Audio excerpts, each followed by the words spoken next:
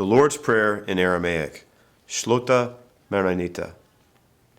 Awun Dwashmeya Nithkadash Shmak. Tethe Malchuthak. Nehwe Sibianik. Ekana Dwashmeya Atbara. Halan Lakma Sukana Yomana Washluklan Kalbain. Ekana Dap Kanan Shwakan Lahayawain. Ila Tahlan Nisiona. Ila Pasan Menbisha. Mito Dilachi. Malkuthach. Chayle, Tishbukta, Alam, Amin, Amen. Shalom alaikum Chazian Mugbe, Ana Ivan Romena Jonas, Udu Bitpakavach Bemukra Stephen A.Missick, قد إلى حكيتها أمريكية بسملة رابع كتاب بعض آتوراي وهو كله بعض تشعيد كريستيانوتا جو سوريا بعض إيتد مدن خيتد آتوراي عادي از قبل خلب شنا يقرأ ستيفن ودي همزان تان كل دوية بعض آتوراي سوريا. Welcome to ANB, Stephen. Thank you for having me here. It's good to be here. Stephen, can you tell us a few things about yourself? Okay, well, I've been to Iraq a couple of times for the war. I went to Iraq originally as a soldier, and I went back again as a chaplain. I have a master's of divinity, and right now I'm enrolled in a doctoral program, and I've been studying the history of the Church of the East, the Assyrian Church, since I guess I was 19 years old. So I'm 41 now, so it's been 20 years, and I've been trying to create awareness about the Assyrian people. So I am a minister, ordained minister of the gospel, and I've written books, which we'll talk about later on, about the words of Jesus in the original Aramaic and other subjects. I've written books on different subjects, but mostly on Aramaic as the language of Jesus and the Assyrian Christian heritage. That's kind of my main focus. And what can you tell us about the history of the Assyrian Church of the East? Well, one of the first things I had published, there is an Assyrian journal called the Journal of Assyrian Academic Studies. And one thing that really fascinates me about the Assyrian Church is how it was a Church of the East. I mean, they were spread from Mesopotamia all the way to China and India. So the first paper I wrote was about the Assyrian Church and the Mongol Empire. If you read about Marco Polo's travels, it's very interesting. When you read it, he talks about the Assyrians a lot. Of course, he calls them the Nestorians, which was used to describe the Assyrian people in the past. But pretty much everywhere Marco Polo went, he encountered the Church of the East, the Assyrian Church. So I thought that was very fascinating, where you had this period in history where you had the Assyrian Church from the region around Baghdad all the way to Beijing, where someone like Marco Polo traveling by foot from Europe all the way to China encountered all these Assyrian communities. And of course, because of persecution and plague, a lot of those churches in Central Asia have vanished. But I think that's an important part of history. I found that very fascinating because the way we study church history usually is from a Eurocentric point of view. But here we see that Christianity is a world religion, a global religion. That's part of the heritage of the Assyrian Church of the East, where you had these churches there. So that's the first paper I wrote in the Journal of Assyrian Academic Studies. I also wrote a paper on the church in India, which was connected to the Church of the East until the colonial period. And there's still many Assyrian affiliated Christians there in southern India. And of course, their liturgical heritage is from the Church of the East. And the other paper I wrote was the Church of the East, the Assyrian Church of the East, in the island of Socotra, which we'll talk about in a minute. So I think that's very fascinating to see how the Church of the East was a global church. And you think about these early Assyrian missionaries and the zeal they had to spread the gospel. Could you imagine walking this huge area and planting churches, which thrived until the time of a Muslim warlord. Around 1400, there's a Muslim warlord named Tamerlane, and he basically, unfortunately, eradicated Christianity in that region. But this is a part of history which I think we need to know about. Yeah, and what happened to all these churches? There are some books that have been published recently that show a lot of artifacts they've discovered, but most of these people were killed in Muslim persecution, died of the Black Plague, and just diminished. So as far as Central Asia, the Church of the East was a global church, and due to historical circumstances and persecution, it shrunk to Iran and Iraq.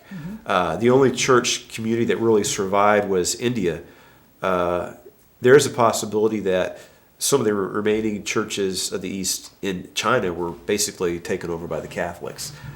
So it basically just, unfortunately, it died out. What happened was this Muslim warlord was basically able to destroy Christianity in Central Asia. The churches in China were cut off from the mother church in the Middle East, and so they diminished.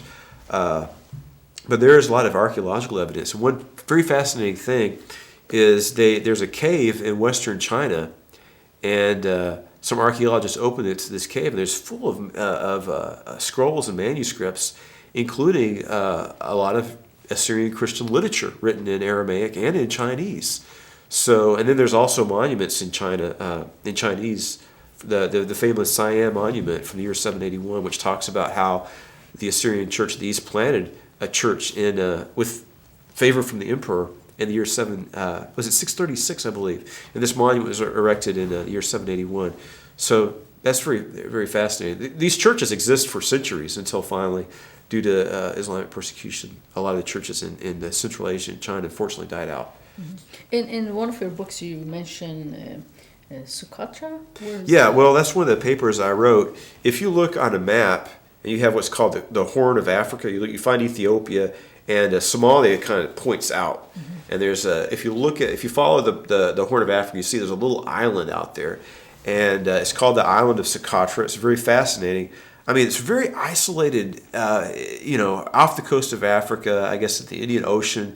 There's this island, and it belonged basically to the Assyrian Church of the East for a long time. Probably, maybe sometime around the year 1800, Christianity died out there. But that was very fascinating to me, that here are this, far off corners of the world, Assyrian missionaries are able to plant churches. So that was very fascinating. And if you were taking a boat from Egypt to India, it's kind of like one of the stopping points to Socotra. It's still a very isolated island to this day. It's very fascinating. I wonder if there are any remaining Assyrians there. I They don't. probably have forgotten that. I don't believe so. Now they speak a Semitic language there, but it's not Arabic. It's one of these just Socotri. Before the dawn of Islam, there were non-Arabic Arabian languages spoken, I guess, around Yemen and there. And this is one of the few places where a non-Arabic Arabian dialect has survived. And when I was doing research into the Socotra, some archaeologists went there, found a monument, a plaque basically, and it had Syriac written on it. So there's a lot of crosses that were made there. But that was just something I thought was very fascinating, that here in this far corner of the world, they were able to plant churches. So see this. I think this is an important part of church history. I think it's unfortunate that it's hard to get information, but we're starting to see a change. I think Christian history is important to know about, but until recently, the history of the Coptic Church in Egypt, the Assyrian Church of the East, the Syrian Orthodox Church is not really included in the story of church history. But that's changing now, where people are starting to find out about this. How did you become interested in the history of the Assyrian Church? Well, I was studying, Christian origins and exploring like the Jewish roots of Christianity and things like that. And I was reading a book by a Bible scholar named F.F. Bruce. And this is very fascinating. The first chapter of the book is about Hebrew. The second chapter is about Aramaic. And the third chapter is about Greek. And those are the three original languages of the Bible: Hebrew, Aramaic, and Greek. And in this book by F.F. Bruce, he mentioned the Assyrian people, and that Aramaic is not an extinct language. It's still spoken by the Assyrians. And I said, well, I didn't hear anything about that. And he talked a little bit about some fundamental things about the history of the Assyrian Church of the East. I said, wow. So that kind of sparked my interest. And he spoke more about Aramaic in that book. He talked about the Targums, which are Aramaic. As we know, at the time of Jesus was speaking Aramaic and not Hebrew. Hebrew had died out, and Aramaic became the Jewish language. And so that being so, the Jewish people translated the Old Testament into Aramaic. So they call those the Aramaic Targums. So he also had a chapter on the Syriac Peshitta, which is the Aramaic version of the Bible, which is very important. So reading that book by F.F. Bruce really sparked my interest, and it inspired me to go on this big research of the history. 20 years. Yeah, I spent all that time on there, and I started doing this research before the dawn of the internet. Now you just type stuff in and you get all kinds of information. I had to do it the old way, but it's there are more books like I was talking about the scrolls they found in China. There are two books written about that. One's called the Jesus Sutras, another is called like the Lost Sutras of Jesus. So there's pictures of the artifacts. They actually found an Assyrian church in China, still standing. It's you wouldn't know it's a church. It's a traditional Chinese style pagoda, but they found some monuments with crosses on it. Said, well, this is an abandoned Assyrian church. So now books are published with that information. The only problem I have with those books is both of them are kind of insinuating that the Church of the East is kind of into Eastern mysticism, but the Church of the East is orthodox in its theology and doctrine, and is faithful to the teachings of Scriptures. But what happened with these scrolls, though, which is fascinating, is the Assyrian missionaries are trying to explain the gospel in the cultural context in which they were at. How do you explain the gospel in the Chinese language and using Chinese cultural concept, which is called to say a practice missionaries use today. It's called contextualization. So it shows these people were really kind of ahead of their times in some ways. So you can actually read historical background on the missions in China and actually read all these scrolls they found are translated, and the stone monuments as well. So. Now, you also talked about the Silk Road. Is that the way? That's what they call that's what the Assyrian Church of the East did. Of course, China is trading silk to the West. The West is trading gold, silver, and things with China in the East. So you have these trade routes. It's not one road. It's many caravan and trade routes. And what the Assyrians did was they just went on these trade routes, spreading the gospel and planting churches, which existed until an era of Muslim fanaticism caused us to disappear. Yeah. Actually, I have friends who are married to Chinese, and they lived in China for a long time, and they were saying there's actually a large population of Assyrian Chinese in China. I haven't seen. Well, there's I think it's called the Axis region. They found a whole bunch of crosses that in a certain area in China. So there's a place in China where the Church of the East survived, and there are certain people that claim to have found Assyrian Christian communities in the 30s and the 50s. But I haven't found any hard evidence yet, and it's possible. But since they were cut off from the community for so long, they weren't able to have complete preservation of all the actual customs and traditions. But it's fascinating. Well, maybe that will be your next trip. Yeah, I would actually like to go to China, because they have the Museum of the Monuments, where you can see the Assyrian. That's what they call it. They call it the Nestorian stela, and it has a dragon and a cross on the top, and it has the gospel message, and it has Aramaic on it, the names of the Assyrian missionaries who went there. And what happened is they actually preached to the emperor, and the emperor commanded that churches be built, and he commanded the Bible be translated into Aramaic. I mean, from Aramaic into Chinese. And these scrolls they found in Western China are probably some of these documents which were translated by the Assyrians at the imperial command. But the emperor did not convert. No, he gave his favor to Christianity, and he allowed it to be spread in his. But he didn't actually. He's not like Constantine or anything like that. But it's good for the Assyrian community. It's good for China to have the gospel go forward. He said, "This is good religion. This is good for China. I give you my permission to spread this good news in my empire." Oh, wonderful! And you have been to Syria several times. Yes, I have been. I've been to Syria 3 times. I was actually in Syria on 9/11, which was what happened was I got to Syria about a couple weeks before 9/11. I spent a week in Damascus, and then I spent a week in in Hasaki. There's 16 to 20 Assyrian villages. Now, what happened? We'll talk about this in more detail later, perhaps. Is after Iraq became an independent nation, the Assyrians there were put under a lot of pressure because the British gave the Assyrian people expectations that they would be given autonomy.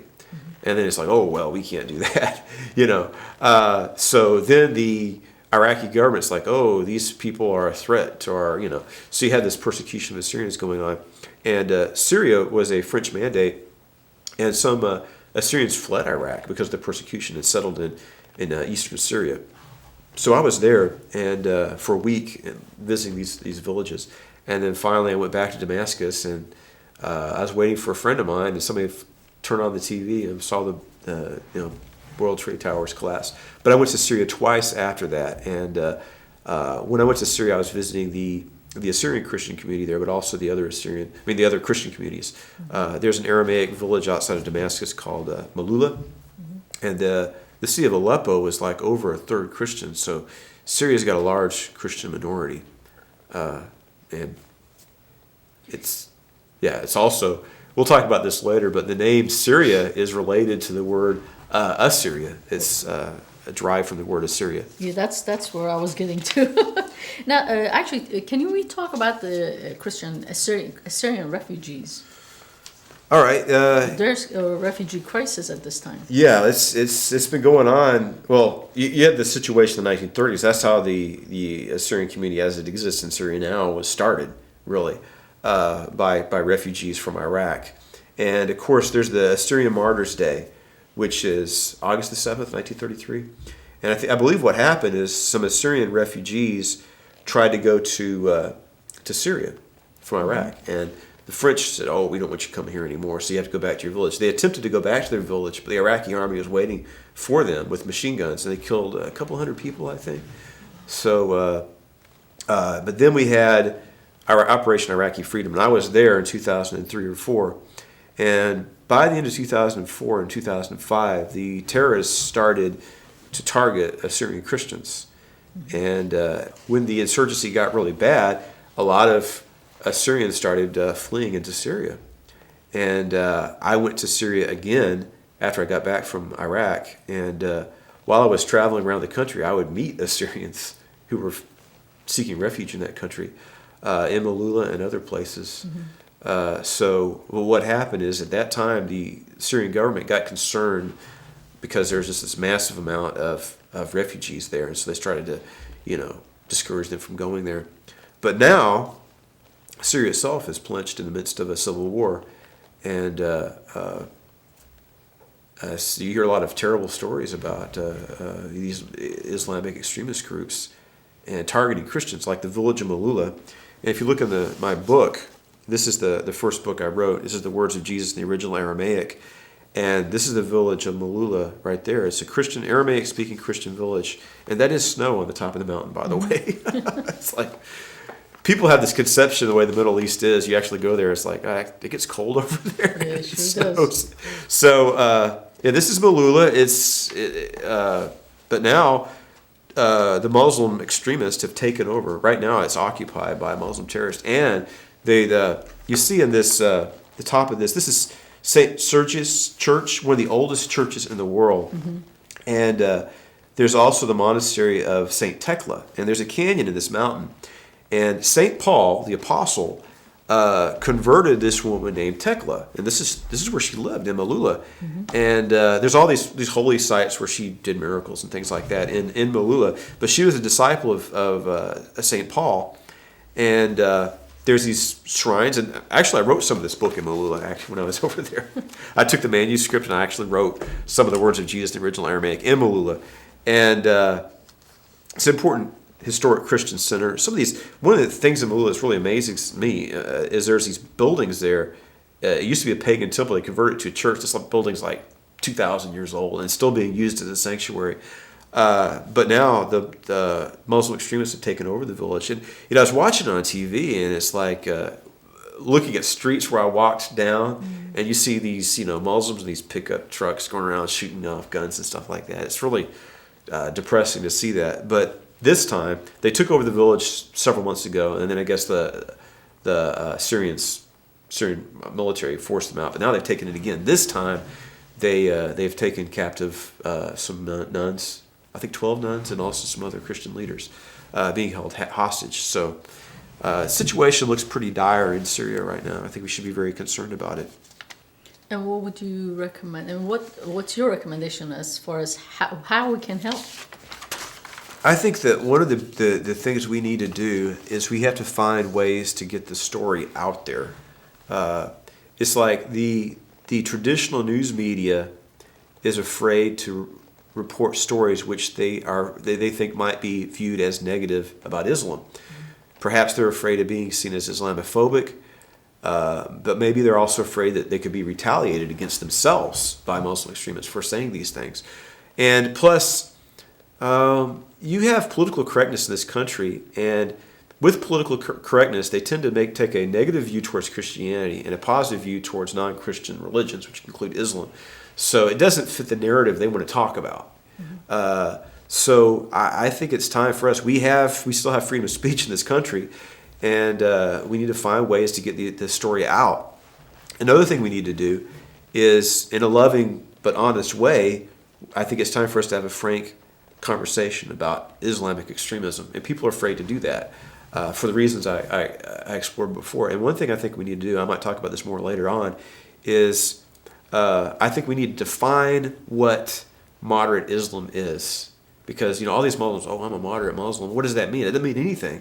And a lot of times you have people who are fanatics who claim to be moderates. Or they'll say one thing in English. They'll say Islam is a religion of peace in English. But in Arabic, they'll say, jihad and death to the infidel and stuff like that. And so I think what Western powers need to do is say, look, we're not going to accept this radical Islam. And moderate Islam would not. So there's just 4 principles I have of moderate Islam. Number 1, they need to renounce violence. You can't say I'm a moderate and you believe in violence anywhere, not in Israel, not anywhere. You have to have a complete renunciation of violence. The second one would be, if you're a moderate, then you're going to respect the Constitution and our laws over here and not try to replace them with Sharia law. That means that Sharia law should be a personal lifestyle choice. If anybody's trying to implement just say divorce laws, in an Islamic society in London, well, they need to come up to the standard of human rights we have in the West, right? So if someone's trying to impose Sharia law on unwilling people anywhere, Sharia law needs to be a personal lifestyle choice, nothing more. Then if you say, well, I'm a moderate, but I think we should have, Sharia law, you're not a moderate. You're not. If you're trying to replace our law with 7th century Muslim law. The next one is, all right, somebody says there's a moderate. And I've seen Muslims, there's a lot of good Muslim people, but I've known certain Muslim people who you think are more westernized. But it's like, those Christians in Egypt, they need to be shown their place. Look, if you're a moderate, you're going to recognize equality of religions. And it shouldn't matter if you're a Coptic Christian or a Muslim Egyptian. If you're an Egyptian, you're an Egyptian. If you believe that there should be made some distinction between a Muslim and a non-Muslim anywhere in the world, you're not a moderate because you believe in religious discrimination. And a moderate doesn't believe in religious discrimination. Lastly, anybody that claims to be a moderate would not believe that a Muslim who converts to any other religion should be punished. So I'm a moderate, but if someone leaves Islam, they have to be put to death. You're not a moderate. So I think that it is important for us to define and encourage moderation. But there's so many, I think that needs to be done. There's a lot of forces which are opposed to that, but we have to take a bold stand. And to me, what happened to me is I'm disturbed by violence against Christians. But then when I got back from Iraq in 2010, October 31st, 2010, some Muslim fanatics went into a church with, they had these suicide vests on full of projectiles. And there are elderly people and children in this church. And they got on each side of the church and they detonated their vests inside the congregation and killed dozens of people and mutilated dozens more. And I was thinking, it's like, I've had enough of this. I've had enough. Why is the world tolerating this? We have to stop tolerating Islamic tolerance. And it's time for us to speak out. And I think that my 4 principles of moderate Islam is a way of doing it. But that's what we need to do. We need to sit down and say, look, this is unacceptable. Let's try to find some ways to get the story out, the story of the history of the Syrian Church of the East, the history of the Coptic Church, the Ethiopian Church, the non-Western churches, so people know these stories. And also, I think another thing that's important is one of the books I read about the history of the Church of the East. It's called The Martyred Church by David Wilher, something like that. And this is nothing new. Every 50, 60 years, there's been this cycle of persecution of Christians. And it's all documented. And I think that we need to have a conversation about how the Assyrian community has endured this. And I lived in Egypt too. When I graduated from high school, the first thing I did, I wanted to go visit Assyrian communities. But it's like, I was thinking, well, the Assyrians are northern Iraq, and this is right after the first Gulf War in 91. There's no way I could go to Iraq. Finally, I figured out going to Syria and visiting the Assyrian communities in the Kabul River Valley. So at first I went to Egypt. It's the same thing in Egypt. Every 50 years or so, there's a cycle of persecution. And sometimes you have moderate rulers, but the moderate rulers are the ones who do not enforce Sharia law and the Dhimmi rules against Christians as strictly as more fanatical rulers. But there's this cycle of persecution, and this is one thing that disturbs me. See, one of the things that's hurting us is the level of ignorance. Because Muslims come over to this country and they know that Americans are ignorant about this aspect of church history. So they'll say, it's like, and one thing that really, it made me angry. Now think about this. National Geographic magazine has been in existence for over 100 years. And what's the purpose of that magazine? Well, they find all these cultures around the world. They write stories about these different cultures. In 100 years, not one article about the Assyrians or the Coptic people. That's interesting. Isn't that interesting? So anyway, around 2010, they did an article about Christians in the Middle East and how they're in decline and all that. Mm-hmm. And they said, well, when Islam came, all the Christians just loved Islam so much they converted to Islam just voluntarily. Oh, this is a great religion, so they just left the church in droves. That's not what happened. Is that what they say? Yeah, you can read it yourself. It's offensive to me. So what Muslims over here, and they've been doing this for a long time, they come over to the West, and it's like, okay, we're going to educate you about Islam, because we create awareness. And they'll say things like, Christians in the Middle East preferred Muslim rule to Byzantine rule, because you had the Byzantine Empire, many Christians lived under that. Well, it's like, that's what this guy said, but if you look at the historical record, that's not true. Or they'll say like the Muslims granted them, they preferred it, is better for them. So anyway, I had this book, it's like a timeline of Egyptian history, and in the the mid-700s and the 800s, the Coptic people were so oppressed. This is the first 100 years of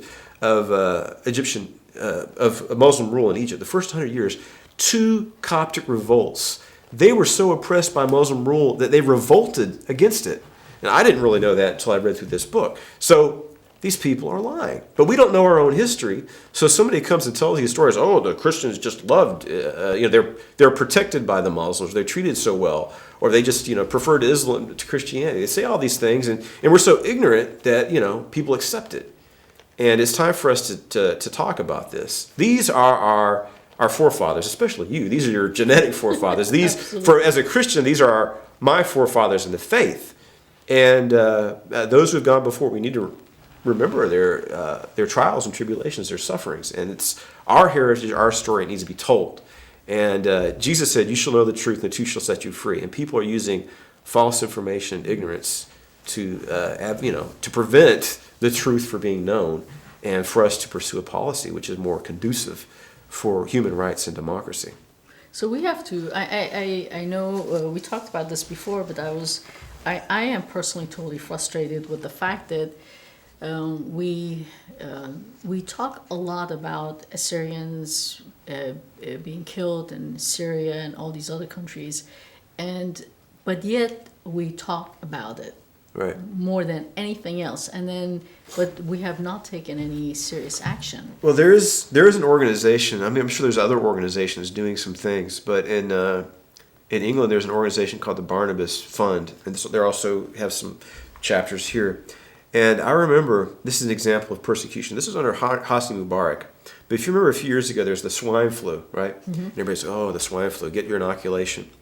Well, they call it the swine flu. It didn't really have much to do with swine, except they could also get the disease as well. So the Egyptian government said, okay, we're going to kill all the swine, all the pigs in Egypt. Well, okay, Muslims don't eat pork, but right. Christians do. And a lot of Christians in Egypt are poor. And they're coming in there and they're killing all their livestock for no reason, just to persecute them under the pretense of the swine flu. And that outraged me. Could you imagine you're a poor person, your livelihood is on your pigs and surviving, and the government comes in here and kills all your pigs. What are you supposed to do? Well, the Barnabas Fund, I realize that, pay attention to the news. Most people haven't lived in Egypt, don't know what's going on, wouldn't know anything about it. But it's like that. And the World Health Organization said, please do not kill those pigs. There's no reason to do it.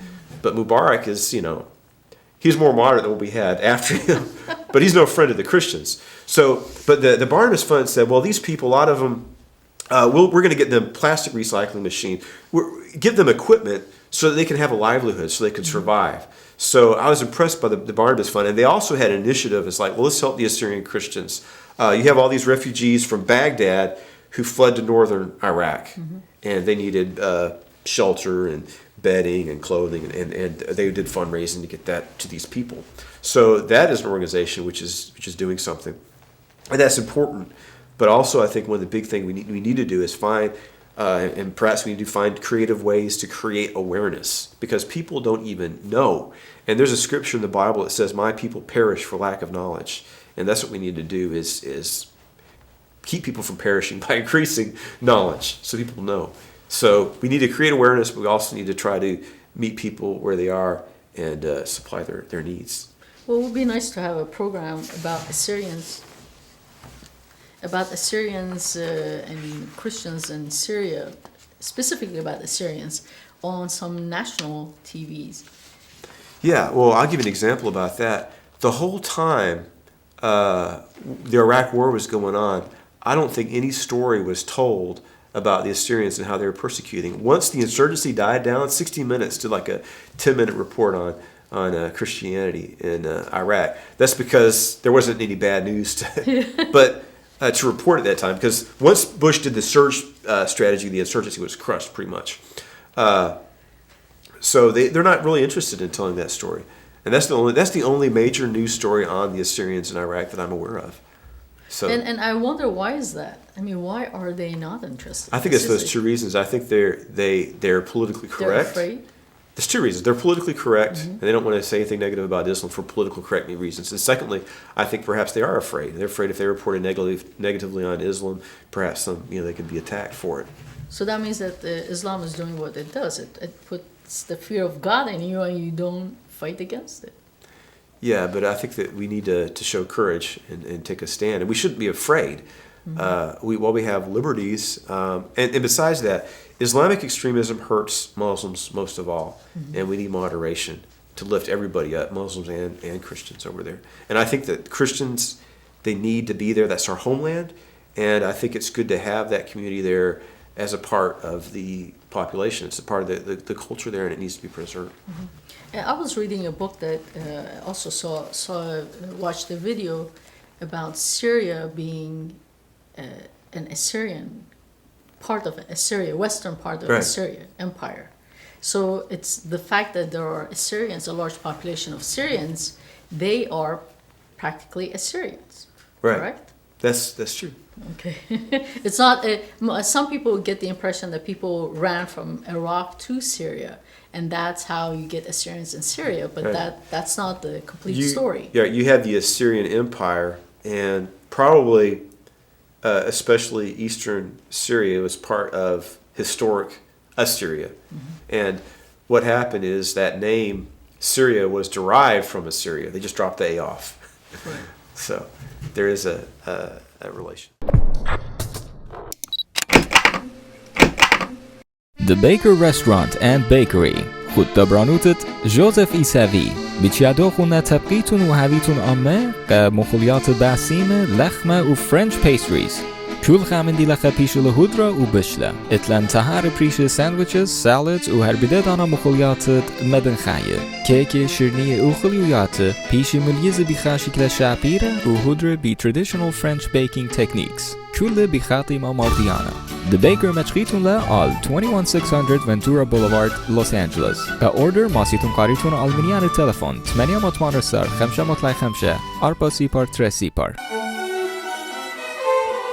Eden's Accounting and Tax Service. مكتوت إيدن سلفت خجبونا ومدآتا مضوي وقت إتلن خانسيانا رويخة ومدآنوتا جمرتا يخقلت خجبونا ومدآتا وبزي ما صخرش مخرزة صدرنا وترميات مريزة بسرقادة شتايا ما كتوت إيدنس خد دبرانوتت إليس بتشمول مصيلة مقرب الخانم هيرك هيرت تزاون شتائيت تخلانا وصيانا وطراسة دقق خشبونا خطي تايد ويلنيشن قامايا وإتلن قدامت آنوتا جاوني تبخدات زدقت شكلة نسيانا بخيرة وشخلافة قانون دمتآتا قصون قاند باوتوخون. Call us at 773-583-1899 or visit us at 3945 West Devon in Chicago.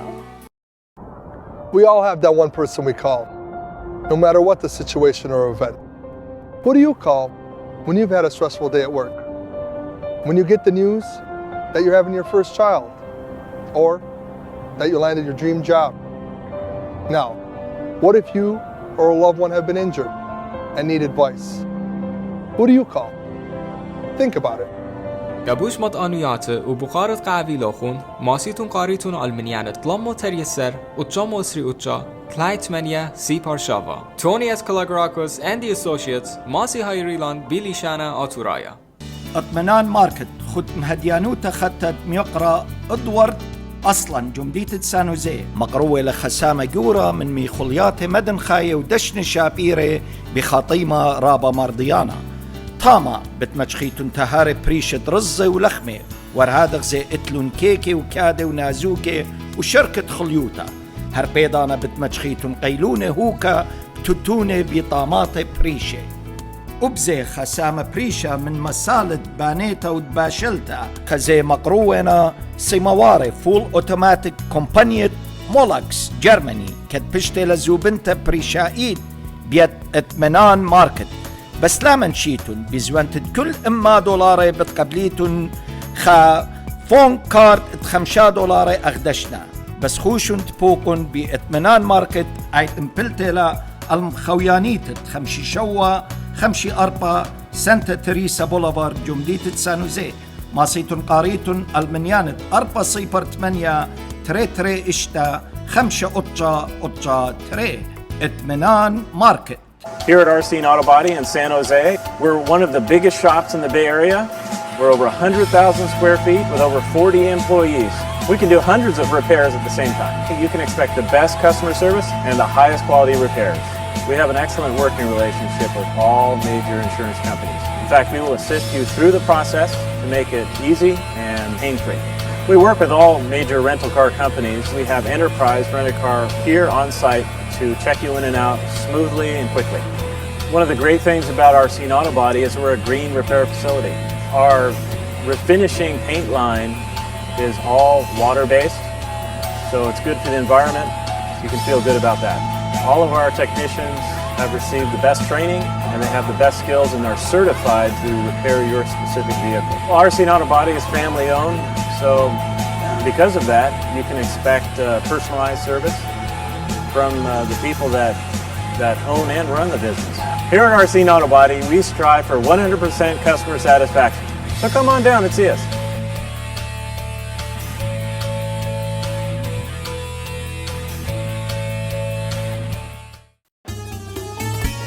رابن كبينا خزخيمي مويلة بوشلتا هاي امي دخيت مت بوشلتا ماشي ورزة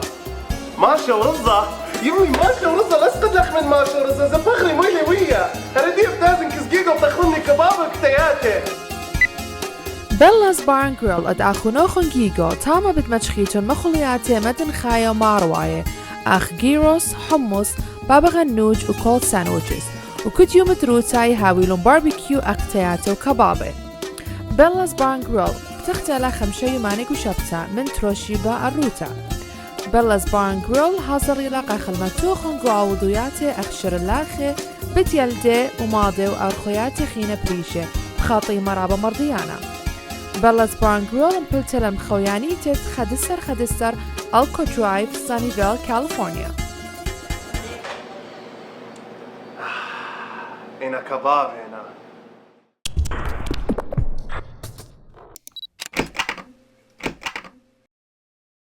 Stephen, can you tell us more about Syria? Elaborate on it a little bit. Yeah, so Syria is the first time I was actually able to go to modern Aramaic speaking villages. I actually lived in these villages.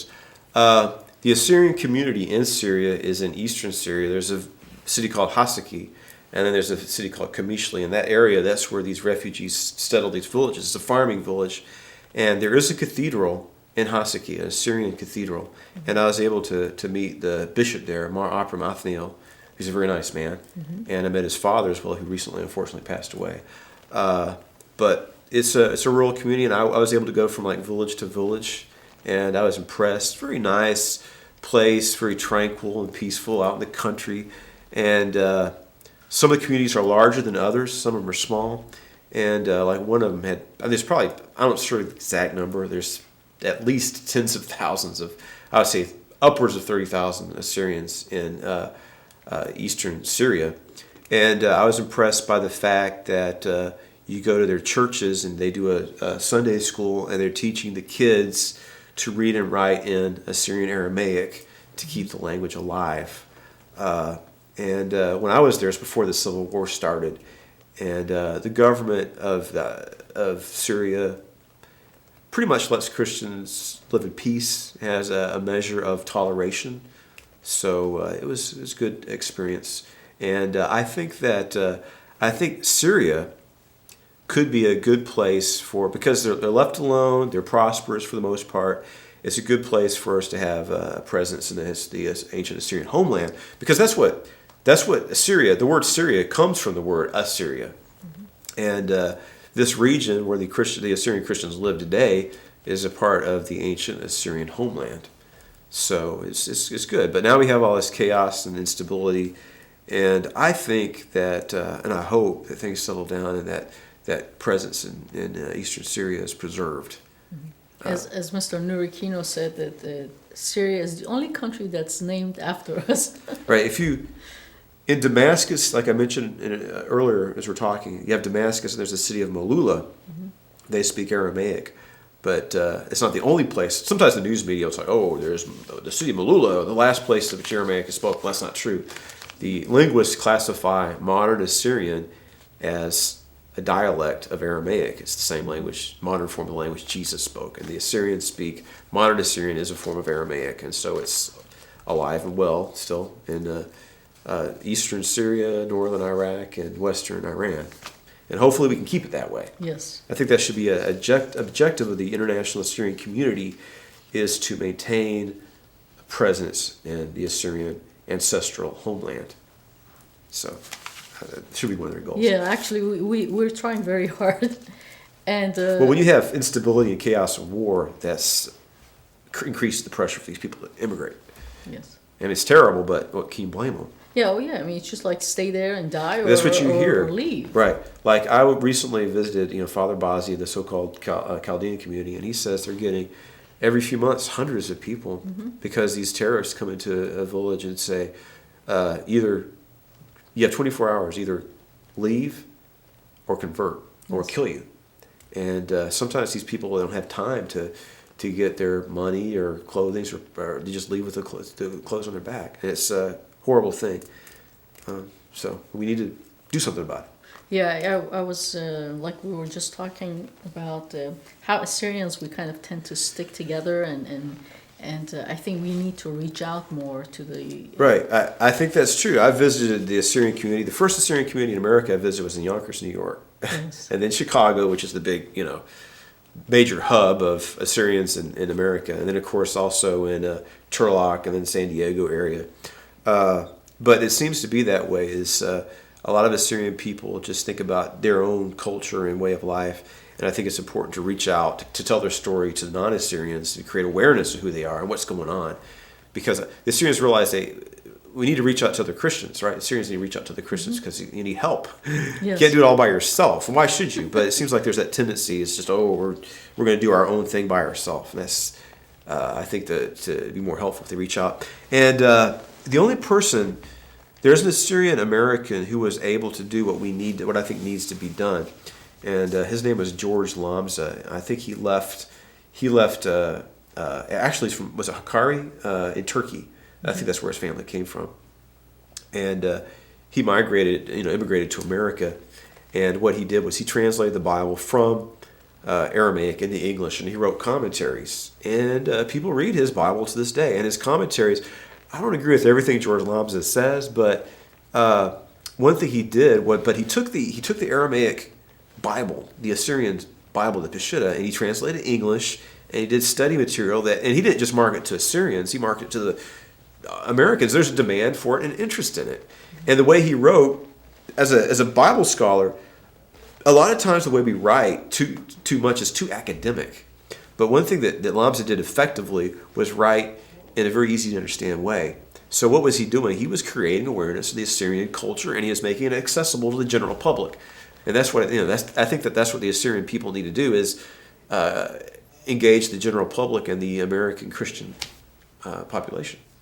So we hope that you will be one of our ambassadors. Yeah, that's what I'm trying to do. And this is some of my books I'm going to talk about. This book I wrote, the words of Jesus in the original Aramaic.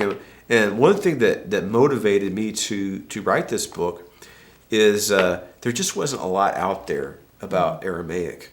And a lot of the books that were out there had a lot of inaccurate information because the Assyrian Church of the East was founded by Thaddeus and St. Thomas. And what the church does is they maintain the doctrines and commandments and traditions that were given to us by the apostles. I'm Protestant, so I don't belong to a liturgical church, but we believe in the Bible. We believe in the same thing.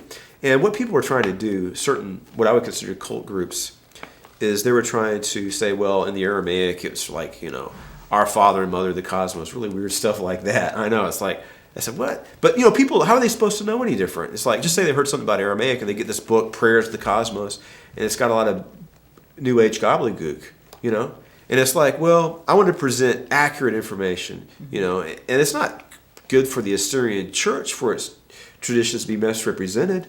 Sure. So from an evangelical Christian perspective, let's look at what Aramaic is in the Bible and an introduction to the Assyrian Church of the East and who they are. So that's why I wrote this book. And by the time I got it published, The Passion of the Christ came out. And that was good for Aramaic too, because a lot of people, it's like, they assume that just because Jesus was Jewish, he spoke Hebrew. Well, we know from the Bible, the Bible is very clear that Jesus spoke Aramaic. There's so much Aramaic in the New Testament, it had to be his original, the language he spoke. So The Passion of the Christ kind of created some more awareness of Aramaic as the language of Jesus. But these are just go through some of my books real quick. This is the first book I wrote, The Words of Jesus in the Original Aramaic, which talks about Aramaic, what it is, where it is in the Bible, and it just an introduction to who the Assyrian people are. And this is another book I wrote. It's called The Language of Jesus Introducing Aramaic, and it's got some basic information in it. And here we got the chapter on the Assyrians, the last Aramaic speakers. So, but I've written some other books. This is Saint Thaddeus and the King of the Assyrians, about how Thaddeus came and planted the church in Syria. And I did a comic book. I'm trying to do another one, but actually what inspired me to do this one is certain Assyrian people don't know the history of their church the way they ought to. So I decided that I'd do I wrote and illustrated, I did a comic book telling the history from biblical times till today about the Assyrian people. And I've done some other books. This was on Canaanite mythology, the Baal cycle, which I think is, helps you understand the Old Testament a little better with all the worshippers of Baal. This is a book I wrote on the life of Christ called Christ the Man. This is just the cover of it. And I did another book and comic on the story of the book of Maccabees. So I've written several things, but most of my writings do focus on Aramaic and the Assyrian Christian heritage. And where do you sell these books? You can get them on Amazon. All of the books are available on Amazon.com. And all booksellers, also BarnesandNoble.com and other book sources. If you go online, you can find all the books pretty easily enough. If you go to Amazon, just put like Aramaic A.Missick and it should all come up. And I do have like a blog, and I usually list all the books I've had published there. So what are your future plans? Are you planning to write more books? Yeah, I'm working on some other things right now. I'm in a doctoral program, and what I'm going to do is a doctorate of ministry, and part of the project I have to do to earn this doctorate is I did a proposal where I'm going to try to work with the Assyrian community in Houston and develop an educational program. We talk about who the Assyrians are, maybe talk about the heritage, the history, the persecution, what's gone on before, what's going on now, and trying to create awareness so we could, do some humanitarian assistance. And I'm starting an organization, nonprofit organization called Aramaic Christian Ministries. So that's one thing I'm doing is a doctoral program, and I think it's important for me. I think I want to earn a doctorate because I think as a Christian and an academic, I think it's good to have credentials. Not just some Yahoo saying stuff. I got an accredited degree because I want to continue a ministry, continue a teaching ministry, and continue also to work with the Assyrians and exploring the Aramaic Christian heritage. Because I've said this before, it's like the words of Jesus to a Christian, the life of Jesus is the most important life ever lived. I mean, he died for our sins. And the words that Jesus spoke are the most important words ever spoken. So I think it merits for us studying the words Jesus spoke in his language. And now there are resources to do that. And I think that I want to create awareness and get people, do like George Lambsa did, and make this information accessible to the general public. Because I think it's very fascinating, it's interesting, and it's things we need to know about. But I have all kinds of ideas of books I'm writing, things I have halfway written. So I'm always working on stuff like that. Good. Glad to hear that. Do you have anything else to share with us? Or let me ask you another question before we end the program. What can we do? How can we help you to help us? The Assyrian community help me. Well, we need some American representatives. We need American ambassadors to go speak on our behalf. That's one thing I was thinking about. Talking about how do we tell the Assyrian story and the Aramaic Christian heritage. Right. And as we were talking about earlier, it seems like the news media establishment doesn't want that story told. And was it Rosie? I forget her name. She's from Iran, and she wrote a book, The Crimson Fields. You ever heard of her? Oh, she's the actress, right? Huh? Yeah. Yeah. She's been on Star Trek and Deep Space Nine, things like that.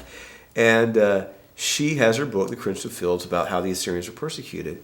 And she's trying to, see if she could develop it as a movie script. And it's like, well, if you change the characters from Christian to Jewish, we'll make the movie.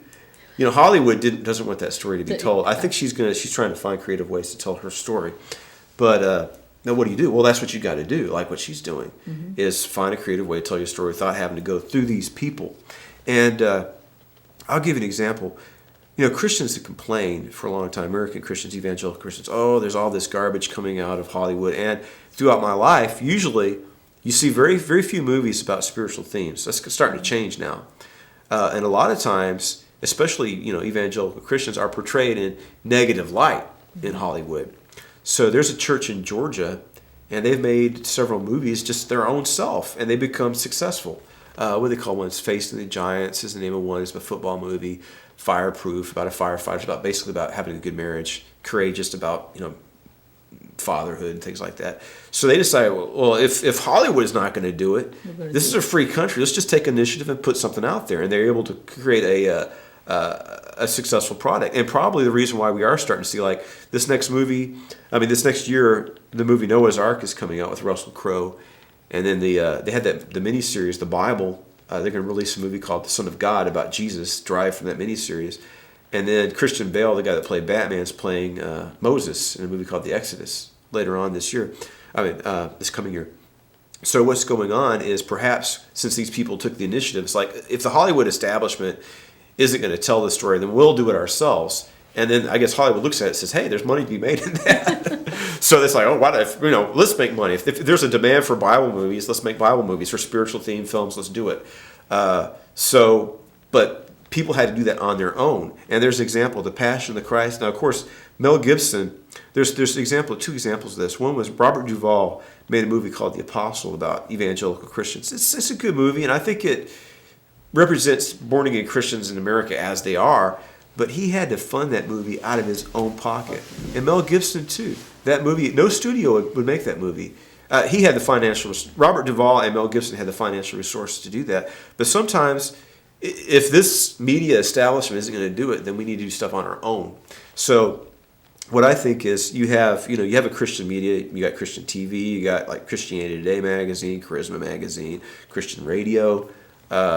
Maybe it's time for Assyrian Christians to find ways to interact. If the the traditional media is not going to tell the story. Let's find some other avenues to do it. And well, it's important for Syrians to look inwardly to maintain their culture and heritage, but I think part of doing that is also reaching out to the greater Christian population. And I think George Lamza, despite his imperfections, was able to show that it can be done. And so I think it's time for us to take the initiative and do those things. I totally agree with you, actually. Assyrian community, typically, we're not, it's not a very wealthy community. But right now, and it's difficult to finance movies like that. And currently we have the TV station, which is which we're kind of are blessed with. Right, but I think now, with changing technology, it used to just think about 15 years ago or less, 10 years ago, the idea that there's a lot of places in the world just closed, like Saudi Arabia, or but now with the dawn of the internet. And this is capable of people. Anybody can do it. Yeah, really. You can reach out to the world, and it's not as expensive as you think. We just need to be creative and to have that zeal. Mm-hmm. We just need to realize this is a cause and to fight for it, basically. So I think that's what it takes. There's all kinds of just look at these Muslim fanatics. And it's kind of sad to see these people do all these terrible things. Mm-hmm. Why are they doing it? Because they believe that that's the right way. They believe that God wants them to kill other people for Islam. They're wrong. If they could do such terrible things, thinking they're doing right for evil, how come we can't do good things? I believe in Jesus Christ. And look, I've studied a lot of religions, and I've studied the literature of a lot of religions. I've studied Hindu literature, and I admire it as great literature. But as far as religious ideas that liberate mankind, I don't think any other belief system in the world can compete with the good news of Jesus Christ. God loves you. You're important. Jesus died for you. You can have eternal life. Love your neighbor. Do good to other people. That's the essence of pleasing God. That's what Jesus called it. Good news, and that's what it is. And I think that we should wake up and capture that zeal. And have that zeal to do good works. Great. I totally agree with you. Stephen, do you have anything else you want to add? Or? Well, just really quickly, I think that there's some other things about the Church of the East that I think we need to talk about. Okay. Part of the history, there's a lot of important figures. Like some people I went to visit the Chaldean community. And it's like, oh, we're not Assyrians. And it's like, well, one of the earliest church father was Tatian the Assyrian, right? That's what he called himself. He called himself the Assyrian, and that's what he's known as. So that's not something somebody made up in the 1900s. This is the early church period. So it's not like something somebody made up. So, but who was Tatian the Assyrian? Well, what he did is he wrote a book called He wrote a short sermon called "Against the Greeks." If you ever read it, and he says, these Greek people, they talk about how great their civilization is, but you know what? We Assyrians came first, and they just stole everything from us. That's what he writes in his sermon. But then another thing he did was Tatian was the first person to take Matthew, Mark, Luke, and John and put it together in a harmony of the Gospels. And he was a disciple of the famous church father. What's his name? Justin Martyr. Justin Martyr wrote all these important Christian philosophical works, and this was his actual disciple.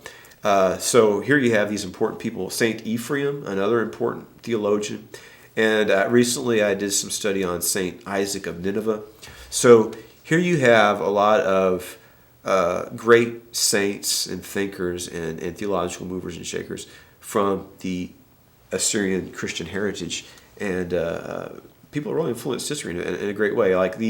If you read Saint Isaac of Nineveh and his works on the spiritual life, it's really profound. And the thing about Saint Isaac of Nineveh is his works are very accessible and readable. It's not like written in some really complicated language. So that part of the heritage is something that also needs to be told. And also, as I mentioned before earlier in the program, during the Middle Ages, the Assyrian people did have a global focus. They're Assyrian. they maintain their language and culture and traditions, but they took their church to India and China, Mongolia and Socotra. They had that missionary zeal, and perhaps, I mean, that's part of the heritage of the Assyrian Church of the East, and perhaps it'd be good for the Assyrian people to catch that global vision again. I think that now it's important for them to capture that, and I think that we need to have commitment and long-term goals. Right now, things look bad in the Middle East, but things could turn around, and I think that these things could pass. I think we should take Islamic extremism very seriously, and I think that part of the way you take it seriously is learning about all the persecutions that the Assyrian people have been subjected to for thousands of years, or less than 2,000 years, by their Muslim Islamic oppressors. So we need to take it seriously. Realize that look at what happened in Egypt. There is hope. We need to seize hope, because I've been to Egypt 3 times, just like I've been to Syria 3 times. And every time I went to Egypt, it's very disturbing. You see more and more fanatics. You can see it. You can feel it in the air. More men would stop wearing, pants and shirts and start wearing jalabiyas and start growing beards. You see these guys going around with angry expressions on their face all the time. More women wearing the burqas and the hijab. You see it. Every time I went to Egypt, you see more and more of this religious extremism. So you're looking at it, it's like, oh, wow, Egypt. I'll give you an example of what's going on. I thought this was very fascinating. There's an author named Mark Stein, I think it was, in one of his books. There's an American university in Cairo, right? Mm-hmm. It was actually founded by missionaries, and I'm not sure the exact year, but they had a picture of the class of 1955, right? And all the guys looked like Elvis Presley, and all the girls looked like Priscilla Presley, right? But then you have the class of 2005. All the guys have long beards and angry expressions on their face and wearing robes, and all the girls are wearing burqas. Wow. So they went, 1955 to 2005, they went backwards instead of forwards. But what happened is, like, you look at that and say, wow, this country is embracing radical Islam. But then, the current administration here pushes for the Muslim Brotherhood regime in Egypt. But what happens is the Egyptian people, there's enough moderates and Christians there, they turned away from Islamic extremism in Egypt. Mm-hmm. So that's good. And that's showing that, there are people in the Middle East who are moderate, who are in the Islamic community, who are rejecting extremism. So I think that we need to have focus in our goals and not give up so easily, and be committed to achieving our goals and victory. We can do it. Yeah. Jesus said this, and let God be true and every man a liar. If you have faith such as a mustard seed, you can move mountains. What do we want? Well, there's 4 principles of modern Islam, which I talked about before. I think one of our goals should be to preserve a community in the Middle East, our language, the Aramaic language, or I'm not really an Assyrian, right? You know what I mean? The Assyrian language, and so that we have we should pursue equal rights for those people, complete freedom of speech and assembly, and this community shouldn't live in fear. Those should be our goals, and I think that we could achieve it. And a few years ago, I saw the Coptic church. Perhaps what we need to do is learn from other communities. But there's this Coptic community. It's like, here's what's going on in Egypt, persecutions, and it goes on there. Let's get this information as much as we can out into to create awareness in the media. Yeah. Among the Assyrian community, there's the Assyrian International News Agency. I think he does a pretty good job of putting those stories out there. That's what we have to do. And if somebody's got an effective strategy, even if they belong to a different, you have Pope Shenouda. He died. Now you have a new pope in Egypt, Pope Tewodros. Man, he was anti-Assyrian. The Assyrian church is trying to join the Middle Eastern Council of Churches. Oh, we don't want the Assyrians to join this community, and it's like, that's ridiculous, right? So you don't agree with their leadership, and that's unfortunate. He's taken that attitude, because what we need to do is like, okay, we have different doctrines and beliefs and different denominations, but sometimes we're gonna maintain what we believe is right. Like as an evangelical Christian, I'm committed to my understanding of the Bible. But sometimes we maintain what we believe, but sometimes we need to reach across denominational barriers and work together as fellow Christians. And I think that, with the Coptic and the Assyrian people, even though leaderships are acting in ways which are not very advisable. Perhaps we can talk to them. It's like, okay, what are you doing as a Coptic Christian to create awareness about the situation? How effective is it? And perhaps we can pool our efforts or learn from each other to do things. So there are things we need to do. I think we need to explore new ideas about how we can do greater good. So in this case, we're going to make you an honorary Assyrian. You're going to be going out there to help us out. I'll try. Like I said, I have my spread the news. Right, I have my doctoral program, and that's what I'm going to try to do in the Houston area. Is probably in the Assyrian American Cultural Center to offer some classes, a series of lectures about various aspects of the heritage of the Church of the East, but try to get people who aren't Assyrians that might be interested to come and learn, and then find out, get people interested and see what we can do to help our people in the Middle East. Well, Stephen, I really enjoyed our conversation, and I hope you come and see us again. Okay, I'd love to. Thank you. Good luck with your work. Thank you. خزيان مغبه قخوت هم در پروگرام خدن ویدیو را بکری بد مغزیه خون قد پیش لحود را به پروفسور سیمو پارپولا قد ایل خاسریولوژیست دی گدونیه ایل honorary Assyrian ایتر هیوی قد بد مغبیتون له.